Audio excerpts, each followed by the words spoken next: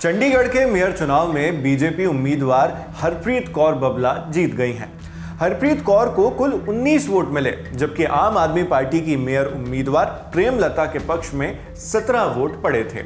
इस चुनाव में 3 पार्षदों ने कथित तौर पर क्रॉस वोटिंग कर दी, जिसके बाद बीजेपी प्रत्याशी हरप्रीत कौर को चंडीगढ़ का नया मेयर चुन लिया गया है।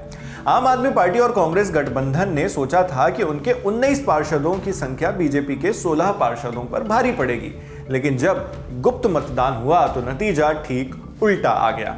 अब सवाल उठता है कि जब गठबंधन के पास बहुमत था तो फिर यह स्थिति बन कैसे गई? दरअसल आम आदमी पार्टी और कांग्रेस को यह डर पहले से ही था कि कहीं इस चुनाव में क्रॉस वोटिंग हो ना जाए और उनके पार्षद बीजेपी के पाले में वोट न डाल दें। इसी चिंता के साथ गठबंधन ने अपने पार्षदों को चुनाव से पहले एक रिजॉर्ट में ठहरा भी दिया था, ये सुनिश्चित करने के लिए कि उनकी लॉयल्टी बनी रहे, कहीं भी टगमगाए नहीं। मगर जब वोटिंग का दिन आया तो वही हुआ जिसका उन्हें डर था। 3 पार्षदों ने गुप्त मतदान की आड़ में बीजेपी को वोट दे दिया और चुनावी खेल बदल गया।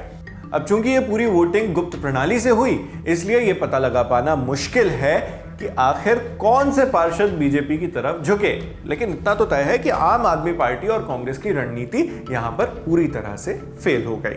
इसमें वोटिंग का समीकरण समझने के लिए चंडीगढ़ नगर निगम की कंपोजिशन भी समझनी होगी। निगम में कुल 35 पार्षद होते हैं। इसके अलावा एक वोट चंडीगढ़ के सांसद का भी होता है। इसे मिलाकर कुल संख्या 36 हो जाती है। चंडीगढ़ के सांसद मनीष तिवारी हैं, जो खुद भी कांग्रेस पार्टी से आते हैं। उन्होंने ही सबसे पहला वोट डाला, जिसके बाद बाकी पार्षदों ने मतदान किया।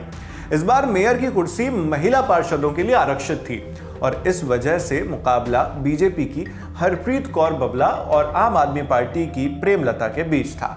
आंकड़ों को देखकर लग रहा था कि आम आदमी पार्टी और कांग्रेस गठबंधन के पास काउंसिल का बहुमत है, इसलिए प्रेमलता आसानी से जीत जाएंगी। लेकिन ऐन वक्त पर बीजेपी ने बाजी पलट दी।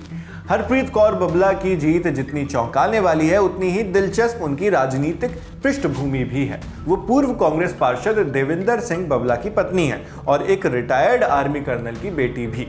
राजनीति में उनकी शुरुआत कांग्रेस के साथ हुई थी और 2001 में उन्होंने पहली बार नगर निगम का चुनाव जीता था।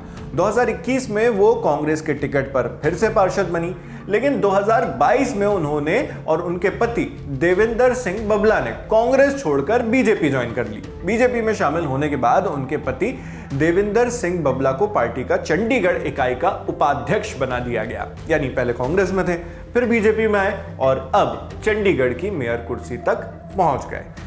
क्रॉस वोटिंग की इस राजनीति ने चंडीगढ़ में सत्ता के संतुलन को हिला दिया है। आम आदमी पार्टी और कांग्रेस के लिए यह सिर्फ एक चुनावी हार नहीं, बल्कि उनकी रणनीति की असफलता भी है। वहीं बीजेपी के लिए यह जीत एक बड़ी जीत है।